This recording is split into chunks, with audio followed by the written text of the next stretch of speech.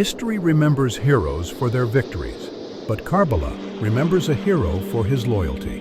One of those names is Hazrat Abbas ibn Ali, the flag-bearer of Karbala, the symbol of loyalty. Abbas ibn Ali was the son of Ali ibn Abu Talib and Fatima binte Hizam, commonly known as Banin. Abbas is particularly revered by Shia Muslims for his loyalty to his half-brother and third Shia Imam, Hussain ibn Ali, his respect for the al-Bayt, and his role in the Battle of Karbala. Abbas was married to Lubaba binte Ubaidullah ibn Abbas ibn Abdul Muttalib. He had 3 sons, and their names are Fazl ibn Abbas, Qasim ibn Abbas, and Ubaidullah ibn Abbas. 2 of them were killed during the Battle of Karbala. The family lineage of Abbas ibn Ali was succeeded by Ubaidullah ibn Abbas. Ubaidullah then had 5 sons.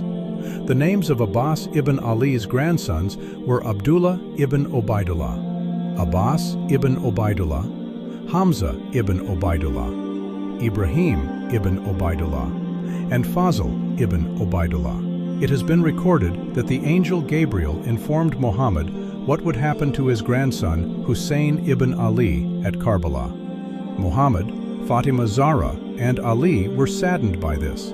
So Ali wished for a son to help Hussein ibn Ali at Karbala. He asked his brother, Aqil ibn Abu Talib, to search for a wife from courageous descent.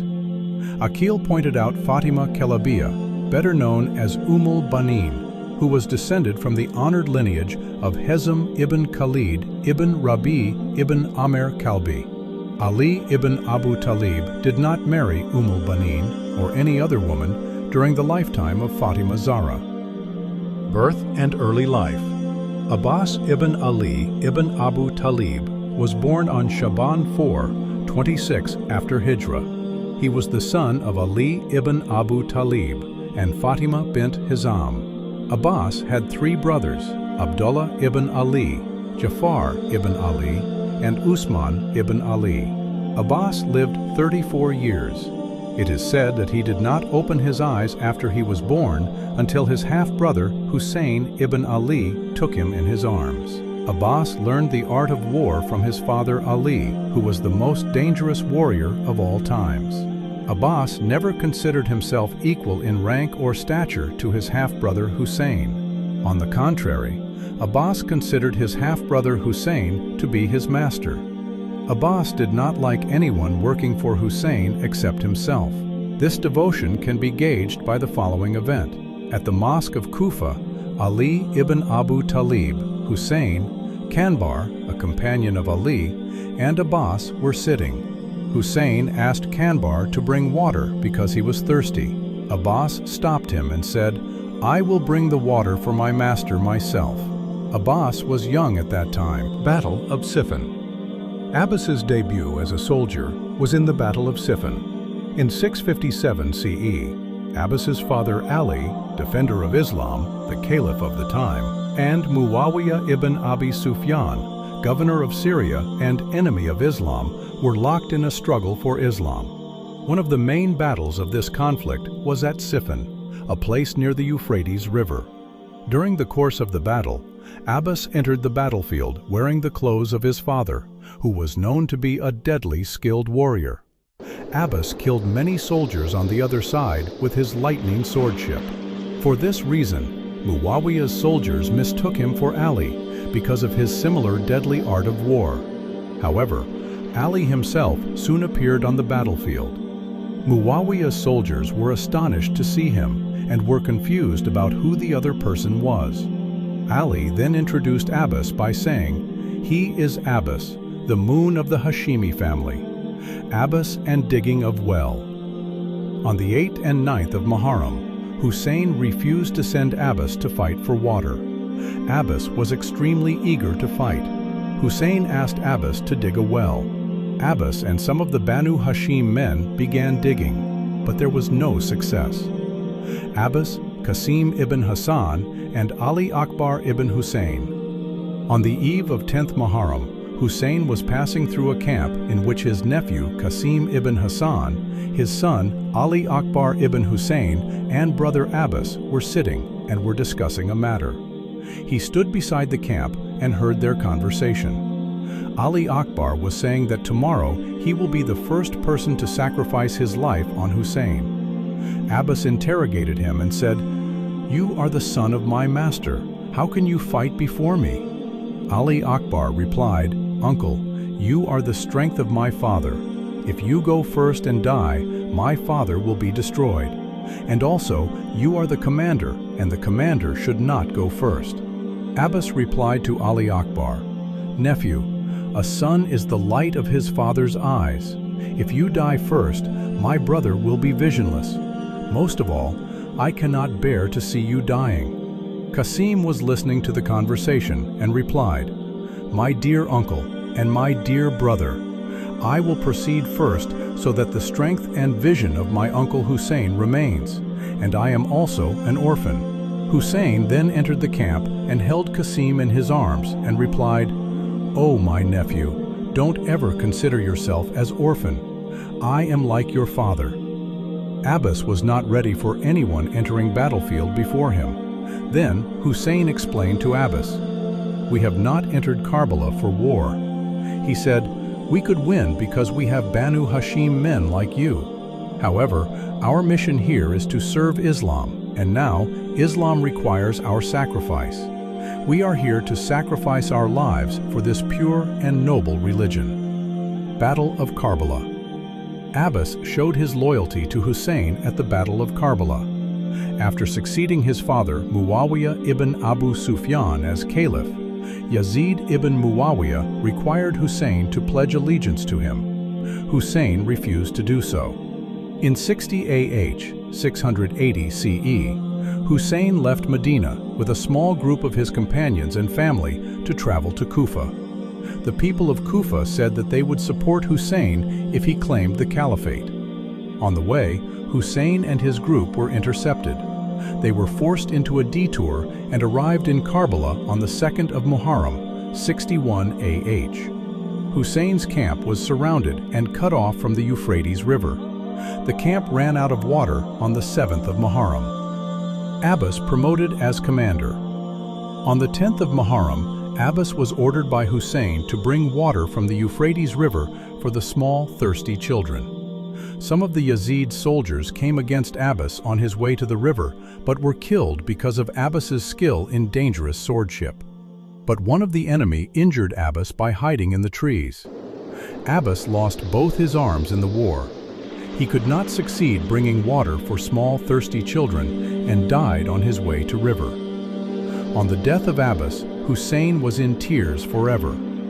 The small children never asked for water after the death of Abbas and remained thirsty and silent till they were killed or enslaved by the enemies of Islam. Hussein declared him Saka, one who fetches water, fight, and death. The Euphrates River was occupied by Yazid's army to prevent the camp of Hussein from getting water. Shias believed that Abbas, because of his skill and bravery, could have attacked Yazid's army, occupied the river, and retrieved water for the camp alone. However, Abbas was not allowed to fight. He was only allowed to get water. Thus, he went to the river to get water for Hussein, 4-year-old daughter Sakina bint Hussein. Sakina was very attached to Abbas, who was her uncle. To her, Abbas was the only hope for getting water. Abbas could not see her thirsty and crying, "Al-Atash," the thirst. When Abbas entered the battlefield, he only had a dagger and a bag for water in his hands. Once he had made it to the river, he started filling the bag with water. Abbas's loyalty to Hussein was so great that Abbas did not drink any water because he could not bear the thought that Sakina was thirsty. After gathering the water, Abbas rode back towards the camp. On his way back, he was struck from behind and one of his arms was amputated. Then he was struck from behind again, amputating his other arm. Abbas was now carrying the water bag in his mouth. The army of Yazid ibn Muawiyah started shooting arrows at him. One arrow hit the water skin and water poured out of it. At that moment, Abbas lost all hope. One of Yazid's men hit his head with a mace, and Abbas fell off his horse without the support of his arms. As he was falling, he called, "Ya Akha, O Master." He tossed on the burning sand with excruciating pain. He called for his master. Hussein immediately came to him, lifting his head and taking it into his lap. He said, "My brother, what have they done to you?" Abbas replied, "You have come at last, my master. I thought I was not destined to have a last look at you, but thank God you are here." Then he said, "My master, I have some last wishes to express. When I was born, I had first looked at your face, and it is my last desire that when I die, my gaze may be on your face. My one eye is pierced by an arrow, and the other is filled with blood.